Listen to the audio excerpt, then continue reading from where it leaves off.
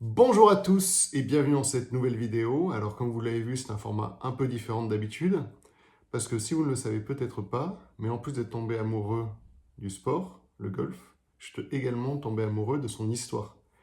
Et donc régulièrement, je regarde des vidéos, je cherche des articles, je lis plein de choses sur le golf, et je me suis dit pourquoi ne pas partager ce que j'apprends avec vous. Et donc j'ai décidé de créer ce petit format de vidéo qui vous permettra de soit la regarder, soit de l'écouter tout simplement en podcast sur les histoires et l'histoire du golf en général. Et donc, je me suis dit, par quoi commencer? Et là, c'est venu un peu comme une évidence, le Golden Bear, Jack Nicklaus.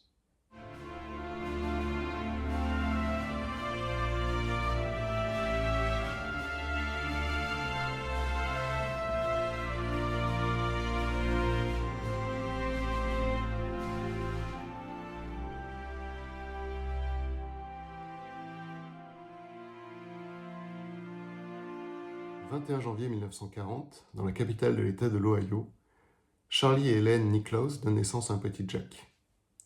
Descendant d'immigrés allemands, son père est également pharmacien, mais surtout un grand sportif.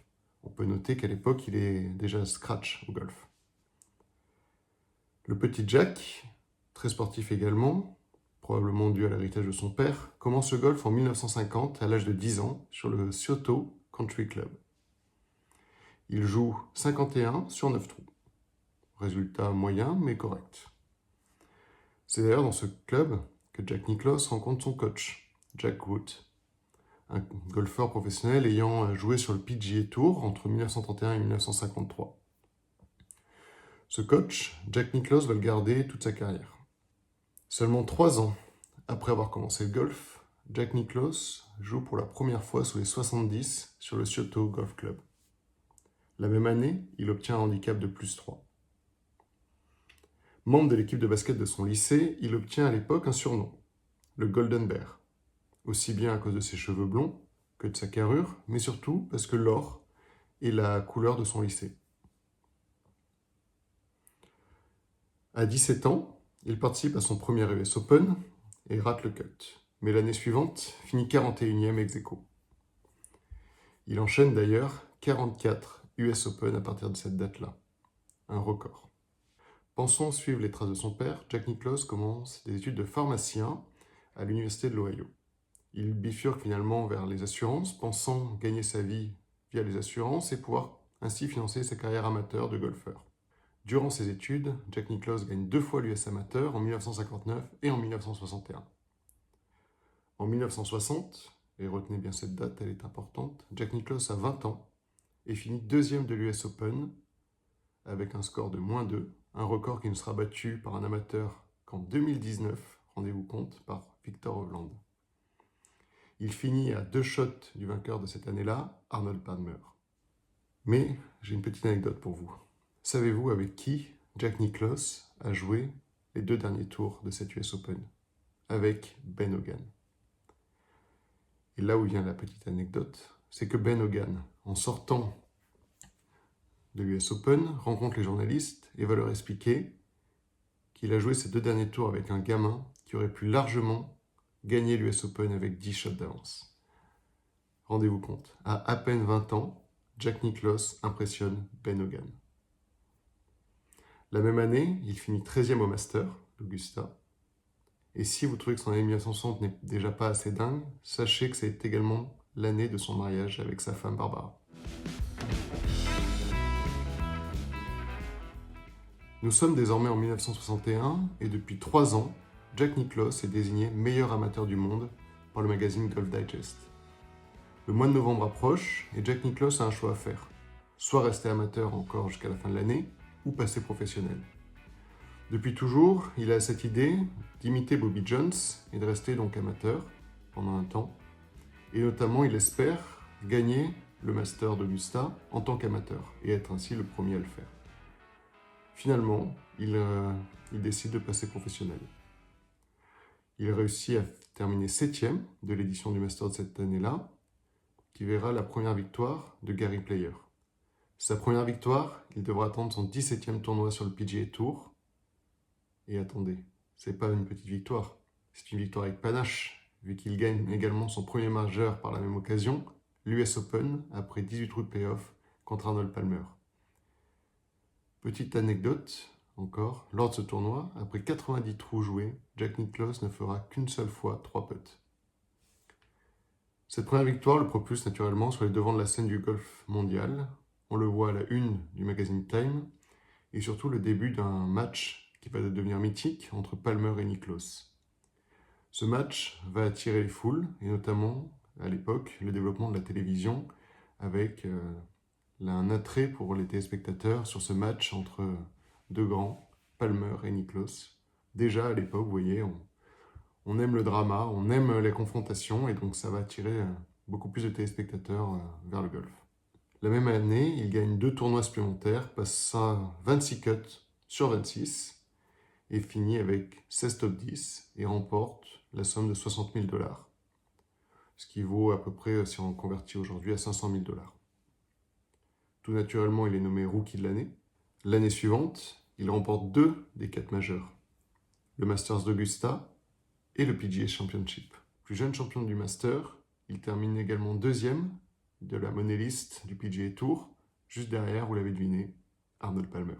Mais l'année suivante, il a sa revanche, car même s'il ne gagne pas de majeur cette année-là, il termine premier avec 81 $ et 13 centimes d'avance sur Arnold Palmer.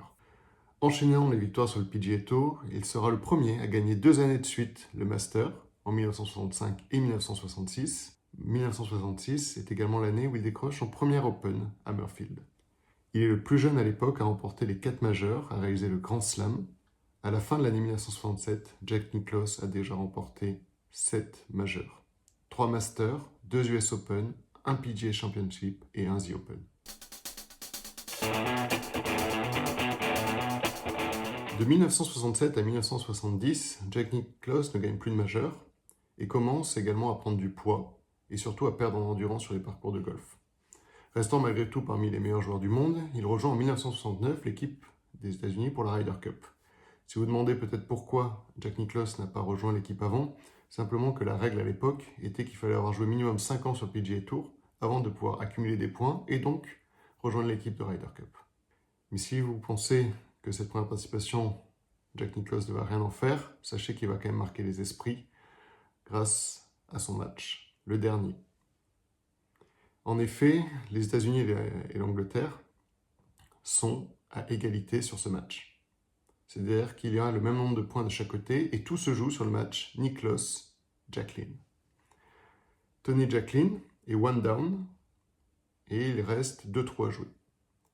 Il rentre un putt de 11 mètres pour eagle et donc le match revient square. Au trou suivant, les deux sont sur le green et ont tous les deux des putts assez longs. Jack Nicklaus pousse la balle un peu trop fort et va se laisser un putt de 2 mètres pour par. Il le rentre. Voyant Jacklin avec un putt d'1 mètre, il décide de ramasser sa marque et lui concède le putt pour par. Les deux joueurs finissant donc égalité, les deux équipes égalité également. Et donc, pour la première fois de l'histoire de la Ryder Cup, le match se termine sur une égalité. Il sera alors décidé que le trophée reste au vainqueur précédent, les États-Unis. Mais déjà, ça vous donne un peu une idée de l'esprit de Jack Nicklaus, qui est dans un sportif depuis toujours, fait preuve d'un immense fair play et donne et concède ce putt qui, à l'époque, fera beaucoup de bruit. Comme je le disais un peu plus tôt, à l'époque, Jack Nicklaus n'est pas dans le meilleur état de forme. Et probablement, ses résultats en pâtissent un peu. Mais un événement de février 1970 va le faire changer. C'est le décès de son père, d'un cancer du pancréas. Père dont il était naturellement très proche. Il le qualifia d'ailleurs comme étant son meilleur ami plusieurs fois. Nicklaus, réalisant que son père avait vécu sa vie à travers la carrière de son fils, il décide de se reprendre en main et perd 11 kilos en 1 mois. À peine 1 mois après le décès de son père, il gagne à nouveau un majeur, The Open à Saint-Andrew. Une victoire toute particulière dans le berceau même du golf. Les années passant, et après de multiples victoires en majeur, il devient le golfeur le plus titré en majeur. En 1978, il gagne à nouveau The Open à Saint-Andrew et devient ainsi le premier golfeur à réaliser 3 fois le Grand Slam en gagnant 3 fois les 4 majeurs. Et surtout, En 1986, il est le plus vieux joueur de l'histoire à gagner le Master. Et là, je vous invite d'ailleurs, il y a la rediffusion que vous pouvez trouver sur YouTube, je vous invite à aller la voir. C'est absolument incroyable. Petite remarque au passage, il s'agit de son 6e Master et son 18e titre en majeur. Un record encore inégalé de nos jours, même Tiger n'a pas réussi à le dépasser. Au final, Jack Nicklaus, c'est quoi? C'est 117 victoires professionnelles, dont 73 sur le PGA Tour et 18 majeurs. On pourrait parler des heures de Jack Nicklaus tellement il y a à dire. Et vraiment, je vous invite, si vous avez l'occasion, d'aller sur YouTube. Vous trouverez également beaucoup de vidéos qui parlent de lui, sur des thèmes particuliers, sur des tournois en particulier, et chacun est extrêmement passionnant. Mais voilà, il faut bien conclure, et donc j'aimerais terminer sur 2 choses. La première, quel était son style? Jack Nicklaus faisait partie à l'époque de ce qu'on peut appeler les gros frappeurs, avec un record sur le parcours, avec un drive à 312 mètres. Mais surtout, ce qui le caractérise, c'est son jeu en fade. Il était naturellement capable après dans sa carrière de taper des draws, mais quand on parle de Nicklaus, on parle de jeu en fade. Pourquoi? Tout simplement parce qu'il trouvait que c'était plus approprié, à l'époque, et encore aujourd'hui d'ailleurs, pour arrêter la balle sur les greens fermes. Ce jeu en fade est une caractéristique que l'on retrouve dans la deuxième chose que je vais évoquer avec vous, et pour laquelle Jack Nicklaus est connu aujourd'hui dans le monde, c'est la création de parcours. Il va créer avec ses fils la société Nicklaus Design et va créer des parcours partout dans le monde. J'ai eu l'occasion d'en jouer un à Moorea, en Polynésie française. Et si vous demandez à quel point il a un impact dans le monde du golf, il faut savoir que c'est lui qui a redesigné un des trous de Pebble Beach. Mais surtout, Nicklaus Design, aujourd'hui, c'est 410 parcours dans 45 pays différents, soit environ à peu près 1% des parcours de golf du monde. Si comme moi, vous n'avez jamais eu la chance de voir jouer Jack Nicklaus en direct, chaque année, vous pouvez le voir jouer le premier coup du Masters d'Augusta en tant que membre d'honneur. Et je terminerai cet épisode sur une citation qui, je trouve, résume bien sa carrière. Tout ce que j'ai toujours voulu, c'était d'affronter les meilleurs golfeurs du monde de façon professionnelle.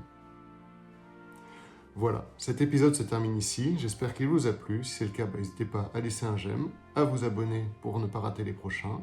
Et puis vous pourrez les retrouver naturellement peut-être bientôt en podcast. Allez, salut les amis.